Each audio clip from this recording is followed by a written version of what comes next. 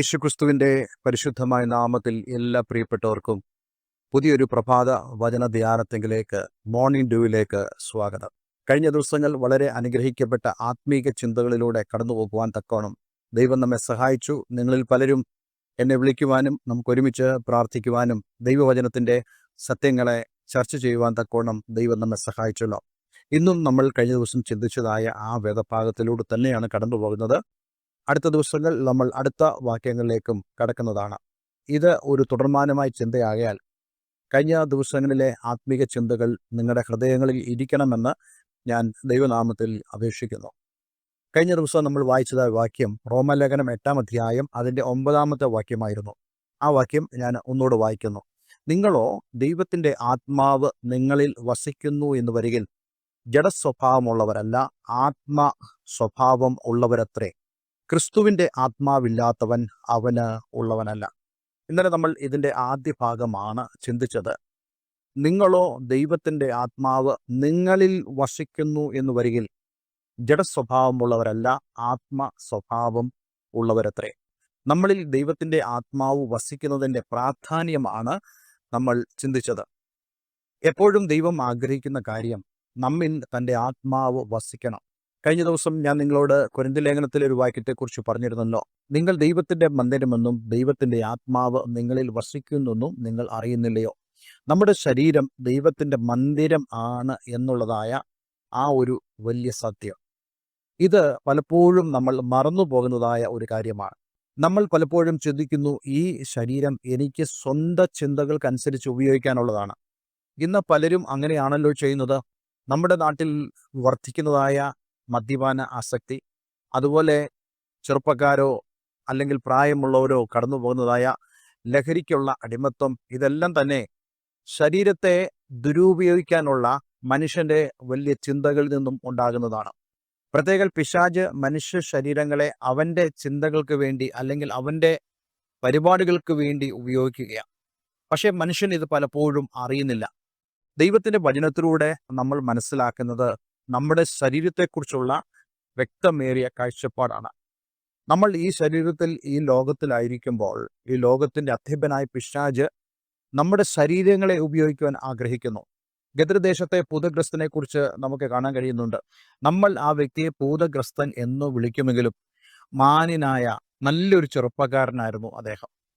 പക്ഷേ എപ്പോൾ അദ്ദേഹത്തിൻ്റെ ശരീരത്തിൽ ഈ സാത്താന്യ ശക്തികൾ പ്രവേശിച്ചുവോ, ആ നിമിഷം മുതൽ ആ ചെറുപ്പക്കാരൻ്റെ ജീവിതം വ്യത്യാസപ്പെടാൻ തുടങ്ങി.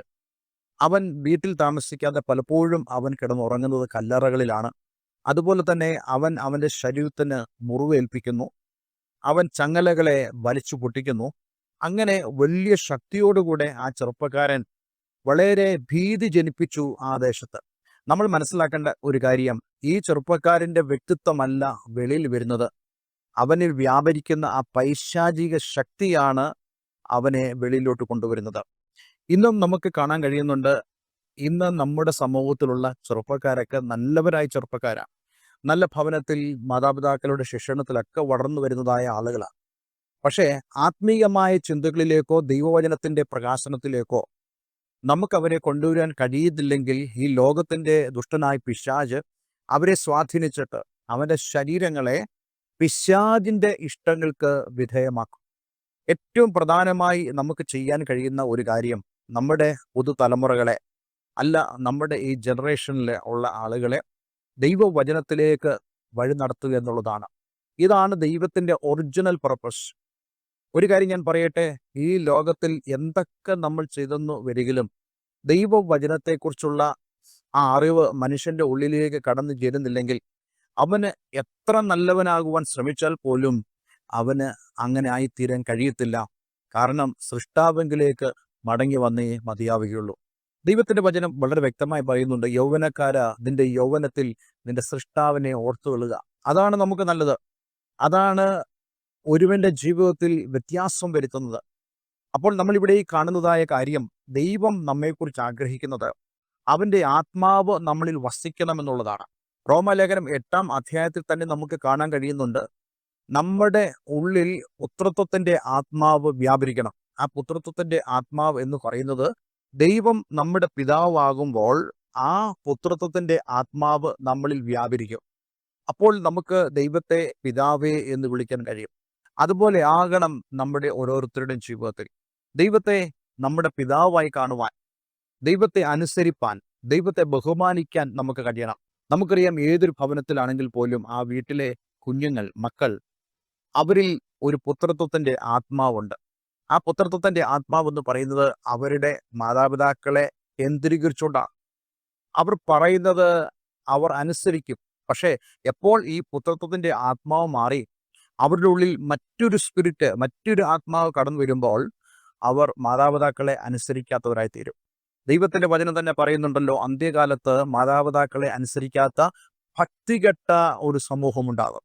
ഇന്ന് നമുക്ക് കാണാൻ കഴിയുന്നത് അങ്ങനെയുള്ള ഒരു സമൂഹത്തെയാണ്. പക്ഷേ ഇന്ന് എന്നെ കേൾക്കുന്ന പ്രിയമുള്ളവരെ, നമ്മൾ മനസ്സിലാക്കേണ്ട വളരെ പ്രധാനപ്പെട്ട കാര്യം, ദൈവവചനത്തിലൂടെ ഈ ലോകം കടന്നുപോയില്ലെങ്കിൽ, ദൈവവചനത്തിലൂടെ ഈ സമൂഹം കടന്നുപോയില്ലെങ്കിൽ, ദൈവവചനത്തിലൂടെ നിങ്ങൾ ഓരോരുത്തരും കടന്നുപോയില്ലെങ്കിൽ, നമ്മൾ നേരിടാൻ പോകുന്ന വിപത്ത്, പ്രത്യേകിച്ച് ഈ അന്ത്യകാലത്തിൽ, വളരെ വലുതായി തീരും. കർത്താവ് യേശുക്രിസ്തുവും അനേക ദൈവദാസന്മാരെ വിശുദ്ധ തിരുവെഴുത്തിൻ്റെ താളുകളിലൂടെ നമുക്ക് നൽകിയതായ പ്രവചനങ്ങളുണ്ട്. ആ പ്രവചനങ്ങളിലെല്ലാം പറയുന്നത് ഈ അന്ത്യകാലത്ത് സംഭവിക്കാൻ പോകുന്ന മൂല്യച്യുതകളെക്കുറിച്ച്. അപ്പനും മക്കളും ശത്രുക്കളായി തീരും. അതുപോലെ തമ്മിൽ തമ്മിൽ പരസ്പരം കൊല്ലും. ജാതി ജാതിയോടും രാജ്യം രാജ്യത്തോട് എതിർക്കും. ക്ഷാമവും ഭൂകമ്പവും അവിടവിടങ്ങളെല്ലാം ഉണ്ടാകും. ഇതെല്ലാം കാണിക്കുന്നത് ഈ അന്ത്യകാലത്ത് പിശാച് ശക്തമേറിയതായി പ്രവർത്തിക്കുന്ന കാലഘട്ടത്തെയാണ് കാണിക്കുന്നത്. ഇന്ന് പലരും പറയുന്നത് ആ കാര്യം തന്നെയല്ലേ? പലരും പറയുന്നു, പഴയതുപോലല്ല നമ്മുടെ നാട്. നമ്മുടെ നാട് ഒരുപാട് വ്യത്യാസപ്പെട്ടു. പക്ഷേ ഇതിനെല്ലാം പ്രധാനപ്പെട്ട കാരണം എന്ന് പറയുന്നത് ദൈവവചനത്തിലേക്ക് മനുഷ്യൻ കടന്നു വരുന്നില്ല എന്നുള്ളതാണ്. ദൈവവചനത്തിലേക്ക് കടന്നു വന്നെങ്കിൽ തീർച്ചയായിട്ടും ദൈവത്തിൻ്റെ ആത്മാവ് നമ്മുടെ ശരീരത്തിൽ വസിക്കുന്നതിനെക്കുറിച്ചുള്ള ആ ആത്മീയമായ പഠനം നമുക്ക് പഠിക്കുവാനും, കർത്താവ് യേശുക്രിസ്തുവിൻ്റെ ആ ആത്മാവ് നമ്മുടെ ശരീരത്തിൽ വസിക്കുന്നത് നമുക്ക് അനുഭവിച്ചറിയുവാനും കഴിയും. ക്രൈസ്തവരായ ആളുകളോടും അല്ലാത്തവരോടും ഞാൻ പറയട്ടെ, കർത്താവ് യേശുക്രിസ്തു നിങ്ങളിൽ വസിച്ചല്ലാതെ നിങ്ങളിൽ ഒരു രൂപാന്തരം ഉണ്ടാവുകയില്ല. ഇന്ന് ആ ഒരു രൂപാന്തരവും ആ ഒരു അനുഭവവും അനുഭവിക്കുന്നവർക്കായി ഞാൻ ദൈവത്തിന് സ്തോത്രം ചെയ്യുന്നു. അതേസമയം ഇതനുഭവിക്കാത്ത അനേക ആളുകളുണ്ട്. അവരോട് ഞാൻ പറയട്ടെ, കർത്താവ് യേശുക്രിസ്തുവിൽ വിശ്വസിക്കുക, എന്നാൽ നീയും നിന്റെ കുടുംബവും രക്ഷ പ്രാപിക്കും. അതേ, നമ്മൾ ഈ 9-ാം വാക്യത്തിൽ വായിച്ച അതേ കാര്യം തന്നെ വീണ്ടും ഞാൻ ആവർത്തിക്കുന്നു. ദൈവത്തിൻ്റെ ആത്മാവ് നിങ്ങളിൽ വസിക്കുന്നു എന്ന് വരികിൽ നിങ്ങൾ ജഡസ്വഭാവമുള്ളവരല്ല, നിങ്ങൾ ആത്മസ്വഭാവമുള്ളവരത്രേ. ജഡത്തിൻ്റെ യാതൊരു വിധമായ സ്വഭാവവും നിങ്ങളുടെ ജീവിതത്തിൽ പ്രകടമാവുകയില്ല. പക്ഷേ വളരെ പ്രധാനപ്പെട്ട ചില സന്ദേശങ്ങൾ ഇതുമായി ബന്ധപ്പെട്ടുണ്ട്. ദൈവം അനുവദിച്ചാൽ നമ്മൾ അടുത്ത ദിവസം അത് ചിന്തിക്കുന്നതാണ്.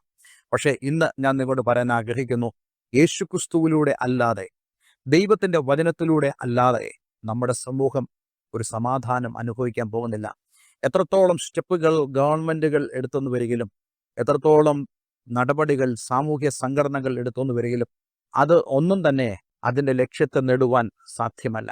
യേശുക്രിസ്തുവിലൂടെ മാത്രമേ വ്യക്തികൾ രൂപാന്തരപ്പെടുകയുള്ളൂ. ആയതിനുള്ള ആ ഒരു സമർപ്പണത്തിലേക്ക് നമുക്ക് കടന്നു വരുവാൻ കഴിയുമാറാകട്ടെ. വാസ്തവത്തിൽ യേശുവിനെ ജീവിതത്തിൽ അനുഭവിക്കാൻ കഴിഞ്ഞത് വലിയൊരു ഭാഗ്യമായി ഞാൻ കരുതുന്നു. ഇന്ന് ഞാൻ ഇങ്ങനെ ആയിരിക്കുന്നതിന് കാരണം കർത്താവ് യേശുക്രിസ്തുവാണ്. അതെ, നമുക്ക് ഒരുമിച്ച് കർത്താവ് യേശുക്രിസ്തുവിനെ അനുഗമിക്കുവാൻ, അവൻ്റെ വചനത്തെ അനുസരിപ്പാൻ നമ്മെ തന്നെ നമുക്ക് ദൈവകരങ്ങളിലേക്ക് ഏൽപ്പിച്ചു കൊടുക്കാം. ഒരു വാക്ക് നമുക്ക് പ്രാർത്ഥിക്കാം. സ്വർഗീയ പിതാവേ, ഇന്ന് ഞങ്ങളെ കേൾപ്പിച്ച വളരെ അനുഗ്രഹിക്കപ്പെട്ട സന്ദേശത്തിനായി സ്തോത്രം. കർത്താവേ, അങ്ങയുടെ ആത്മാവ് ഞങ്ങളിൽ വസിക്കേണ്ടതിൻ്റെ പ്രാധാന്യം, പ്രത്യേകിച്ച് ഞങ്ങളുടെ ചുറ്റുപാടും ഇപ്പോൾ കാണുന്നതായ ഈ പ്രശ്നങ്ങളുടെ നടുവിൽ ദൈവത്തിൻ്റെ വചനത്തിന് മാത്രമേ ശാശ്വതമായ പരിഹാരം കൊടുക്കാൻ കഴിയുള്ളൂ എന്നുള്ളതായ സത്യം ഇന്ന് ഈ പ്രഭാതത്തിൽ ഞങ്ങളെ ഗ്രഹിപ്പിച്ചതിനായി ഞങ്ങൾ നന്ദി പറയുന്നു. ഈ വചനം കേൾക്കുന്ന ഏവരും ഞാൻ യേശുവിൻ്റെ നാമത്തിൽ അനുഗ്രഹിക്കുന്നു. പ്രാർത്ഥന കേട്ടതിനായി നന്ദി. യേശു ക്രിസ്തുവിൻ നാമത്തിൽ തന്നെ. ആമേൻ, ആമേൻ.